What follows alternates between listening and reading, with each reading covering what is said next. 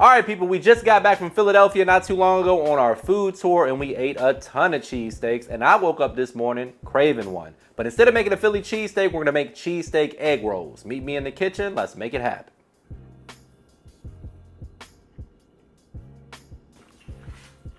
All right, guys, first things first, take your steak, throw it in the freezer, let it get nice and firm before we shave it thin.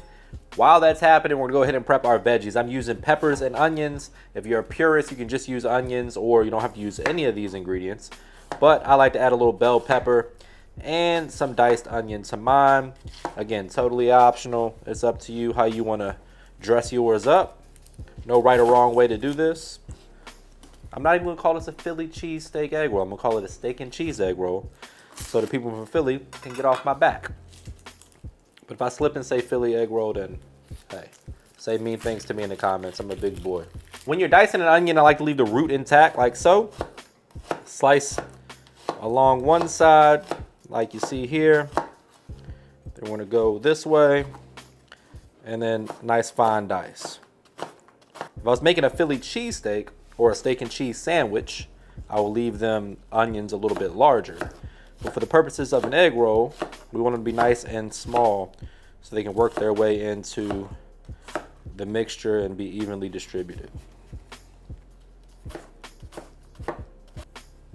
All right, onions prep. For the bell pepper, you can do this however you like. I like to stack them just to make it a little bit faster. May not be the safest technique in the world, so if you're not confident in your knife skills, maybe take your time. But we're gonna dice them up about the same size as the onions.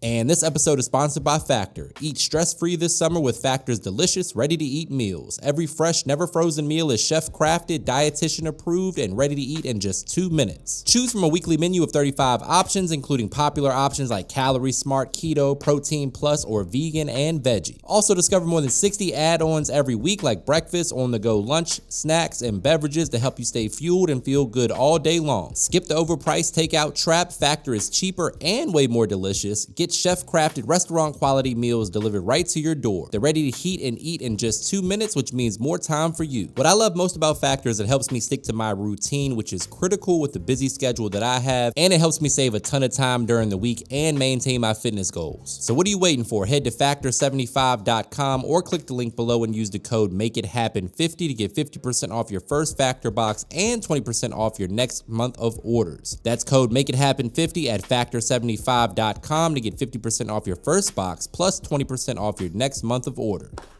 Next up, good people, we're gonna go ahead and shave the ribeye nice and thin. I had a ribeye in the freezer that we defrosted. Might have defrosted it a little bit too much. You want it to be pretty stiff when you go to shave it, but you can use a store-bought pre-shaved ribeye if you like. But you know, fresh is best if you can swing it, if it's in the budget, or if you just got it laying around, you got an extra steak that you didn't make for meal prep. Or if you just want to pull out all the stops and impress your friends. Nice thin shave ribeye for your cheesesteak, your egg rolls. You can make sliders like this, however you want to do it. Just try to keep it pretty thin, best you can. If you see any super like fatty pieces, you can remove that if you like. Or if you're a savage, you can leave it in there. Now for the seasoning, we're keeping it real simple. A little worst word in the world sauce. Gonna add some umami. Pairs beautifully with beef in general. So I'm gonna get about a tablespoon of that in there. And then my all-purpose season. If you haven't tried this yet, you can grab it via MrMakeItHappen.com or just use some salt and pepper, some garlic, onion powder, really whatever you like on your beef. But for me, this is the perfect blend for most things. Nice foundational base layer of flavor, especially on something like steak. It's a good blend of salt, pepper, garlic, onion powder, a couple other spices, and it's low sodium. But go ahead and season it up to your preference with whatever seasoning you enjoy. I'm gonna do it right here on the cutting board just to keep it simple. That way we don't waste much of our seasoning all over the place. We're gonna go ahead and make sure that it's well combined, well coated in the flavor. And then we'll get that in the skillet along with the peppers and onions. So next up, you wanna get a large skillet like this one right here over medium-high heat. To that, we're gonna add about 2 tablespoons of avocado oil just to make sure we have enough to coat the bottom of the skillet. Once it gets nice and smoking hot, we're gonna add our steak followed by our peppers and onions. Good even coverage, make sure it's nice and hot. So right here we have about 1 1/4 pounds of shaved ribeye. I'm gonna try to get it in there nice and evenly. Get some nice color on it. That's gonna provide texture and flavor as well. Just give it some time, get it nice and charred up, get some good caramelization. Let the fat render a little bit. Try not to pile it on top of each other if you can avoid it. If you're making this for a larger group, you can do it in 2 batches too. So anything over like a pound, pound and a half, you might want to do 2 batches.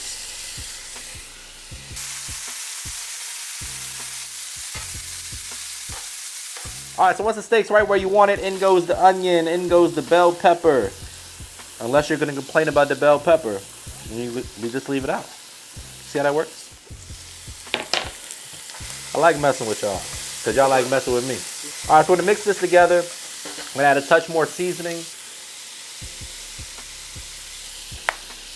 And we're doing this in advance because you wanna allow this some time to cool before you wrap it in the egg roll wrapper. If you put it in there too hot, the egg roll wrapper is gonna split on you, and that's not what we want.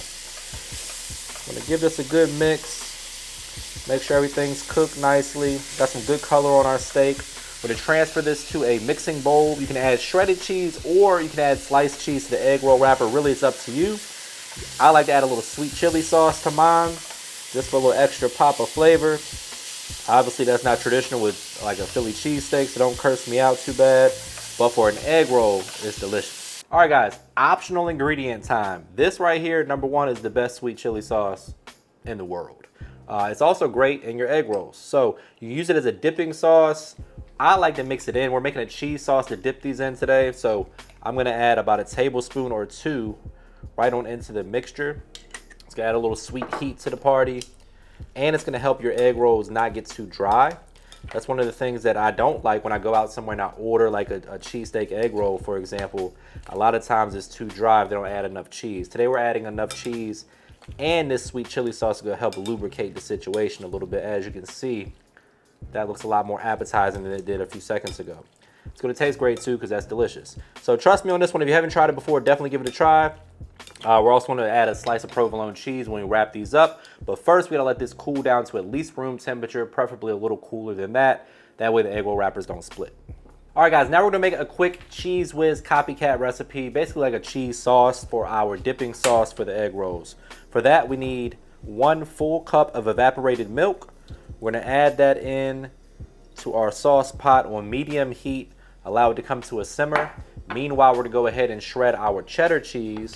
We're also using a little bit of cream cheese as well, a little Worcestershire sauce, all-purpose seasoning, and some smoked paprika. You can use whatever cheese you like, preferably a yellow cheese, so you get the look that you're going for. 2 cups of cheese in total. I'm probably gonna shred a little extra just in case. Never hurts. You can always add it to your refrigerator and use it for other recipes. I like to shred my own cheese because this cheese, with a block cheese, doesn't have the anti-caking agents that the other cheese has. So there we go. We got some good sharp cheddar cheese. We've got our cream cheese, and then our evaporated milk. All right, so we're going in with 2 ounces of room temperature cream cheese. This will give us that consistency that we're looking for. If you want to cheat and use Velveeta, you can. It's not gonna taste quite as good as this recipe, but I wouldn't be mad at you either. Once we get the cream cheese worked in, we're gonna start to slowly incorporate our cheddar cheese and then season to taste. I'm gonna kill the heat now and use the residual heat to melt the remainder of our cheese here. 2 cups in total of the sharp cheddar cheese going in. You don't want the heat to be too high here because the fat will start to separate from the cheese and it'll get oily. And that, my friends, is not what we're going for.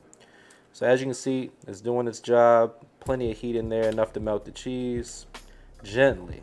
The last couple ingredients is 1 teaspoon of worst word in the world sauce, a little smoked paprika to taste, along with AP seasoning or just some salt and pepper.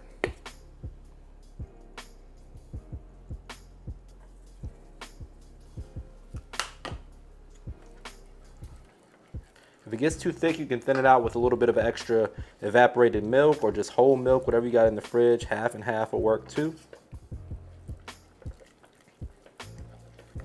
All right, people, now it's time for the fun part. Find the best roller in the house. You guys know what I'm talking about. And it's time to roll up these egg rolls.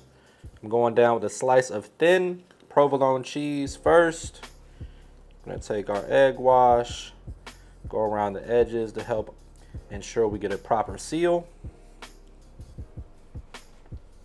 Use water too. Egg wash might work a little bit better. And then we're going to take our steak mixture right on top of the provolone there. Make sure you get some peppers and onions in the party as well. And then we're going to roll these up. Now, I got these egg roll wrappers from the international market. That, in my opinion, is the best place to find a good quality egg roll wrapper. Some of the stuff you find at the store just isn't that great. This stuff right here never splits on me, so that's what I usually go with. But you want to seal the edges, squeeze, try to get the air out if you can. Just roll it up. Some of you guys will be better at this than others. But that, my friends, is nice and simple way to roll the egg roll. All right, people, fire up the fryer, 350 degrees. Use whatever oil you have or whatever's in the budget. Peanut oil, vegetable oil, canola oil. It's not a huge difference, really. Peanut oil lasts a little bit longer, probably a little bit better bang for your buck. We're gonna go ahead and get these in the basket and then drop them all at once. Try not to overcrowd your fryer too much, so we'll see if we can fit all 5 of these in here, which I think we can. You could also roll these in some cornstarch if you want to put them in the fridge for a little bit before you fry them up. We're frying them pretty quickly, so no need for that. But if you're storing them, if you got a party going on or something like that, you can put them in the fridge wrapped with cornstarch overnight, and they'll be just fine. But 8 or 9 minutes until they're golden brown and beautiful, nice and crispy. Then we're going to add them to a wire rack, allow them to drain, cool a little bit before we slice them up.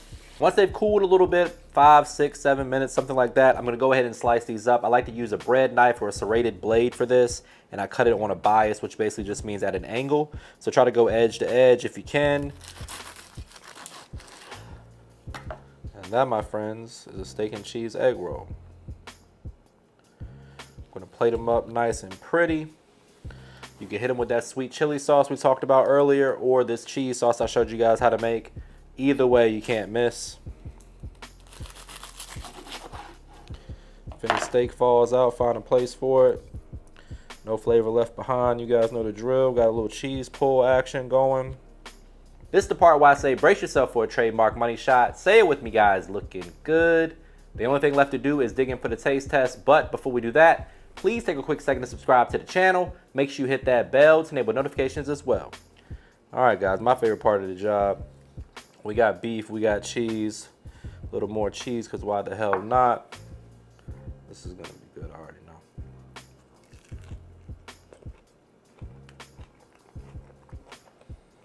know.